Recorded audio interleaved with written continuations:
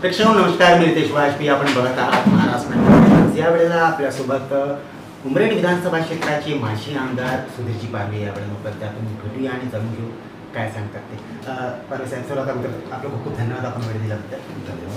पारवे साहेब, सांगा की लोकसभेची निवडणूक झालेली आहे, विधानसभाची वारे इकडे तिकडे सगळे वाहत आहेत, त्यातच त्यात सत्र चालू आहे. काय सांगणार, सत्राचे निर्णय आहेत त्याबद्दल काय सांगा?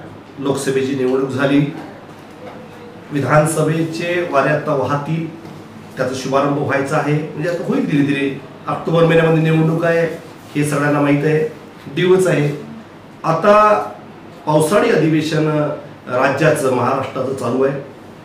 राज्याचे मुख्यमंत्री आदरणीय एकनाथजी शिंदे साहेब, राज्याचे उपमुख्यमंत्री सन्माननीय देवेंद्रजी फडणवीस साहेब, राज्याचे दुसरे उपमुख्यमंत्री माननीय अजितदादा पवार साहेब, त्यांच्या मंत्रिमंडळातील संपूर्ण सहकारी आज त्यांनी शेतकऱ्याच्या, शेतमजुरांच्या आणि महिलांच्या सन्मानाकरता, तरुणांच्या हिताकरता जे निर्णय आता त्यांनी या अर्थसंकल्पीय अधिवेशनामध्ये, पावसाळी अधिवेशनामध्ये घेतलेले आहे, हे खऱ्या अर्थाने स्वागतार्ह आहे.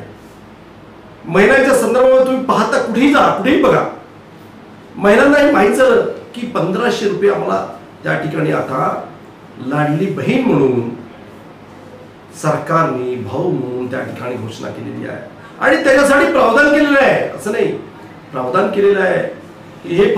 हे वायफट विषय नाही आहे, पैसे द्यायचे आहे, त्यांचा सन्मान करायचा आहे, म्हणून लाडली बहीण योजना तयार केली. आणि त्याच्यामधल्या कंडिशन ज्या आहे एवढ्या लिबरल केल्या की उत्पन्नाची त्या ठिकाणी दाखला नको, आधार कार्डवरती त्याचा जन्मतारीख असते, आधार कार्ड, रहिवासी प्रमाणपत्र, महाराष्ट्राचा रहिवासी असला पाहिजे, रहिवासी प्रमाणपत्र, आणि केशरी कार्ड, पिवळं कार्ड आणि केशरी कार्ड. मॅक्झिमम लोकांकडे केशरी कार्ड आहे, पिवळं कार्ड हे बीपी वाल्यांकरता आहे, परंतु केशरी कार्ड सगळ्याकडे आहे. सगळ्यांना त्या ठिकाणी देण्याची मानसिकता सरकारची आहे. आता फॉर्म भरण्याच्या प्रक्रिया चालू आहे, कोर्ट चालू होईल, तो निर्णय हा स्वागतार्ह आहे. त्या ठिकाणी पीक विम्याचा निर्णय हा अत्यंत महत्वाचा आहे. शेतकऱ्यांचे पिके निस्तारण झाल्यानंतर त्यांना मदत करण्याचा निर्णय महत्वाचा आहे. 3 सिलेंडर मोफत देण्याचा निर्णय हा महत्वाचा आहे. लाडली बहिणीला आपण त्या ठिकाणी मदत करतो, तर भावालाही मदत केली पाहिजे, म्हणून त्यासाठी त्यांच्याकरता स्लॅब 10,000, 12,000, 15,000पर्यंत, त्याच्याकरताही आता जे सुशिक्षित बेरोजगार आहे त्यांच्याकरता तो निर्णय. असे एकाच एक सरस निर्णय हे सरकार घेत आहे, निर्णय घेत आहे. पण कुठेतरी असं नाही वाटतं का, आपण बघा नगरपंचायतमध्ये जा, पंचायत समितीमध्ये जा, ग्रामपंचायत सर्रास गर्दी लागली आहे स्त्रियांची, आणि तिथे कुठेतरी एक म्हणजे खूप जास्त असं नियोजन पद्धतीने कार्य होत नाही, असं नाही वाटत? नाही, एकदम नियोजन पद्धतीने कार्य चालू आहे.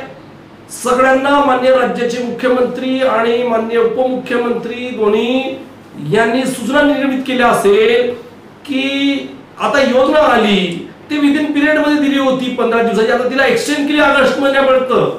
त्यामुळे आता पहिलं वाटत होतं त्यांना की एका वेळेस गेलं पाहिजे, प्रत्येकाला वाटते मला भेटलं पाहिजे, पण आता 2 महिने एक्सटेंड केले असल्यामुळे आता थोडं लिबरल होईल. तर सगळ्यांना स्वाभाविक आहे, गावचे गाव एका ठिकाणी येतील, ग्रामपंचायत मध्ये त्या ठिकाणी आपलं सेंटर आहे, ऑपरेटर्स आहे, त्या ग्रामपंचायत म्हणून त्याची नोंदणी मोठ्या प्रमाणात होत आहे, फॉर्म घेणं चालू आहे, शहरामध्ये पण CSC सेंटर आहे, त्यांच्या माध्यमातून होत आहे, सुरळीत चालू आहे. मुख्यमंत्री साहेबांनी सांगितलं होतं की या बाबतीत 1 रुपया कुठेही लागणार नाही. पण जर कोणी जर असं करताना आढळलं त्यावर कशा प्रकारची कारवाई करणार म्हणून सांगितलं. जर अशा पद्धतीने कुठे पैशाची हयगय आणि या शेतकरी, शेतमजुराला, महिलांना त्या ठिकाणी पैसे मागितले जात असेल, मी माझ्या मतदारसंघामध्ये SDO च्या माध्यमातून 3 तहसीलदाराकडे व्हिजिट केल्या, 3 BDO कडे व्हिजिट केल्या, आणि त्यांना सांगितलं BDO नाही की तुमच्या अंगणवाडी सेविका, मदतनीस, आशा वर्कर ते फॉर्म घेऊन जात असताना पैसे घेत असतील, रहिवाशाचं प्रमाणपत्र आपल्या तलाठ्याकडून जर काही घेत असतील, ते पैसे घेत असतील, तर त्या ठिकाणी कारवाई केली जाईल. पण आता एवढी लिबरल केली की रहिवाशीचं प्रमाणपत्र आणि रेशन कार्ड घरीच आहे आणि आधार कार्डही घरीच आहे, जास्त त्यांच्याकडे जाण्याची आता गरज पडत नाही. त्याच्यामुळं कोणाचाही अवमान होणार नाही, सुरळीत होईल आणि सगळे समाधानी आहे. त्या ठिकाणी लिबरल सगळ्या अटी कंडिशन्स केल्यामुळं सुधीर पाटील साहेब, आपण 10 वर्ष आमदार आहात 19 पर्यंत आणि 19ची निवडणूक आपण पराभूत झाला, तरी पण आपण थांबला नाही, वाकला नाही आणि सतत आपले कामं चालू आहे. त्यामुळे आता उमरेड विधानसभेतील जनता जी आहे ते आपल्याकडे आशेच्या नजरेनं बघत आहे की पुन्हा एकदा आपण त्यांच्यासाठी सेवेसाठी तत्पर आहात, पण सत्तेमध्ये येऊन आपण काम करावं, काय बोलणार आहे? बघा, कार्यकर्त्यांनी कार्य करत राहावं. कार्यकर्ता त्याचं नाव आहे की जो सातत्याने अविरत निरंतर कार्य करत राहतो. ते करत राहणं हे माझं काम आहे. यश आलं म्हणून माजून जायचं नाही, अपयश आलं म्हणून लाजून जायचं नाही. त्याचं नाव आहे कार्यकर्ता. कार्यकर्त्याने आपल्या अनुभवाच्या आधारावरती, मी जिल्हा परिषदचा सदस्य राहिलो, मी बाजार समितीचा उपसभापती राहिलो, 3 वेळा विधानसभा लढलो, 2 वेळा विधानसभेचा सदस्य राहिलो, राज्याचा पंचायत राजचा कमिटीचा चेअरमन राहिलो, संघटनेमध्ये पद आहे, प्रशासनाचा दांडगा अनुभव असल्यामुळं कोणीही समाजातला माणूस जर आला असेल तर मी ताबडतोब हजर जवाबी त्यांच्या अडचणीमध्ये सहभागी आहे. मला माहीत आहे जनता जनार्दन आहे. या जनतेच्या सेवेमध्ये सदैव समर्पित राहिलं पाहिजे.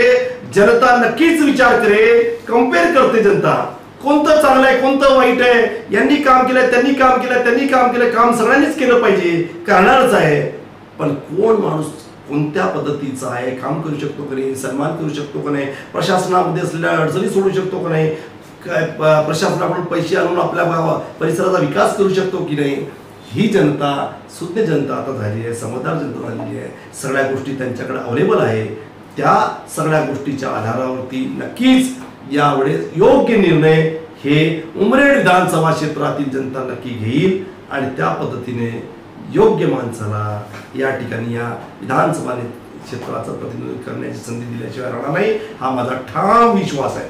एक प्रश्न, आपल्या जे उमरेड विधानसभा क्षेत्रात जे मतदार बंधू आहेत त्यांना काय संदेश द्यायला पाहिजे? मी उमरेड विधानसभा क्षेत्रातील माझ्या समस्त नागरिकांना हात जोडून विनंती करतो की आपण या मतदारसंघाचा कायमस्वरूपी विकास करण्याकरता, त्यामध्ये शेतकऱ्याचे प्रश्न असतील, शेतमजुराचे प्रश्न असतील, महिलांचे प्रश्न असतील, तरुणांचे प्रश्न असतील, गावागावाचा सर्वांगीण विकास करण्याचे संदर्भ असते, प्रत्येक गावात पिण्याचं शुद्ध आणि स्वच्छ पाणी असेल, रस्ता असेल, शिक्षक चांगले असतील, दळणवळणाची साधनं व्यवस्थित झाले पाहिजे आणि सगळ्याचा सन्मान झाला पाहिजे, अशी भूमिका या विधानसभा क्षेत्राचा माजी आमदार म्हणून सुधीर पारवे हा आपल्याला हात जोडून विनंती करते की सेवा करण्याची संधी आपण द्यावी. निश्चितच सगळ्याचा सन्मान करून सगळ्यांना न्याय देण्याची भूमिका नक्की केल्याशिवाय राहणार नाही, एवढं या ठिकाणी आपल्याला सांगतो. आपण माझ्यासोबत राहावं आणि मला आशीर्वाद द्यावा एवढी विनंती करतो. धन्यवाद. धन्यवाद सर. आपण बघितलं आपल्यासोबत जे होते माझे आमदार सुधीर पारवेजी यांनी सांगितलं की कशा प्रकारे त्यांनी आतापर्यंत काम केलेलं आहे आणि येणाऱ्या वेळेमध्ये जर संधी मिळाली कशा प्रकारचे ते कामं करतील. आम्ही आपल्याला अशाच बातमी दाखवत राहू. तेव्हा आपण बघत राहा महाराष्ट्र 9 मराठी.